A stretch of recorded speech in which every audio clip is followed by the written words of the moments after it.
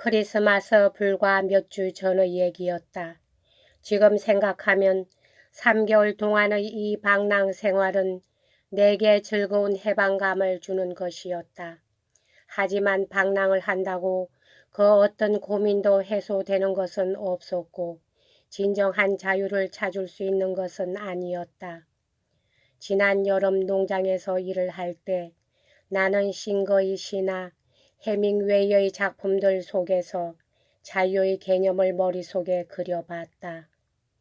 누구를 위하여 종은 울리나의 엘사로도의 에피소드를 생각하며 자유의 하늘을 갈구하는 상상적인 비전, 즉 자기 인격의 사슬로부터 다른 무인격 세계인 세계의 별성으로 도피할 수 있다는 의식에 사로잡힌 것이었다.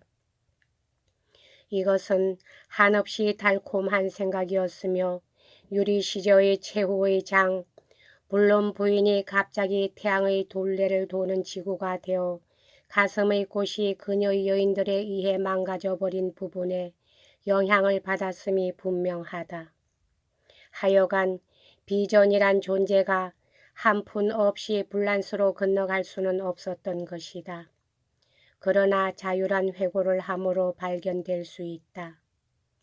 그 자리에는 별로 큰 영향력이 없어 보이는 에피소드, 비트리르 프랑스와 근방의 길가에 앉아 차를 기다리며 플라톤의 파이돈을 숙독하는 일 등 조용히 회고함으로써 자유를 발견할 수 있다는 것을 깨닫게 된 것이다.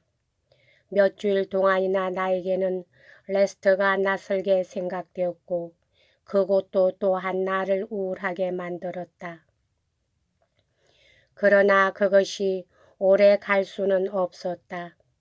내게는 직장이 필요했고 부치는 내가 육체 노동에 그처럼 많은 시간을 낭비하는 것을 몹시 못마땅해 하시는 것이었다. 공무원을 그만둔 것이 아마도 내 일생 일대의 가장 큰 실수라고 그는 생각하고 있었다. 그의 뜻을 따라 나는 다시 사물을 보는 일을 찾았다. 레스터의 어느 큰 토목기계 공장에 취직이 되었다. 봉급이라고는 쥐꼬리만 하였다. 레스터에서 정상적인 일을 한다는 것은 내 마음에 없는 일이었기 때문에 나는 또다시 여느 때같이 일을 싫어했다. 내가 외국에 가 있을 동안 전에 사귀던 여자가 나를 싫다고 하지 않았었던들 나는 그 여자와 다시 전과 같은 관계로 돌아갔을 것이 뻔하다. 그 여자가 나를 버린 것이 얼마나 내 마음을 상하게 했던가를 알자 나는 몹시 우울해졌던 것이었다. 그러나 10년이나 연상인 간호원과 다시 연애를 시작했다.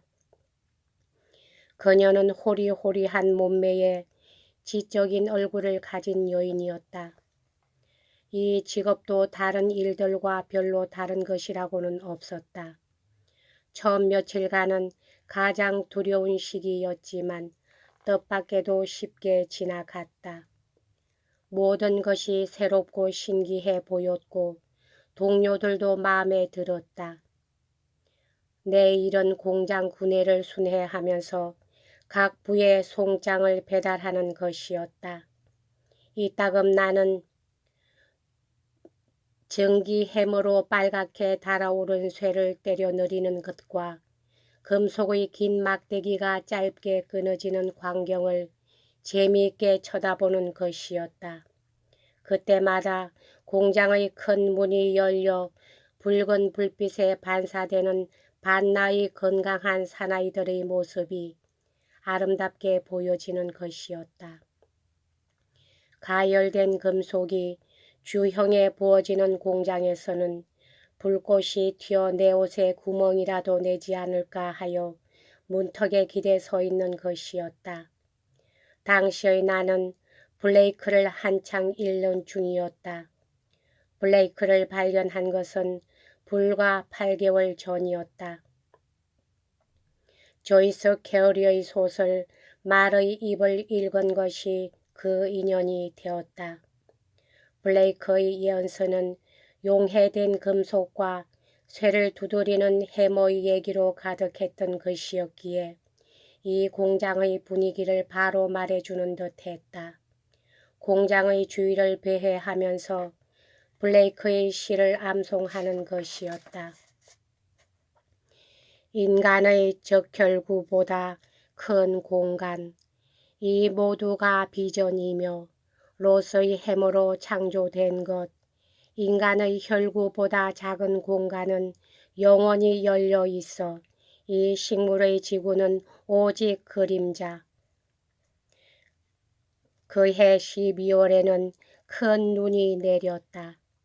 어느 날 밤 나는 눈이 날리는 다리를 건너 용접 공장에서 나오는 하얀 빛을 바라보며 걷고 있었다.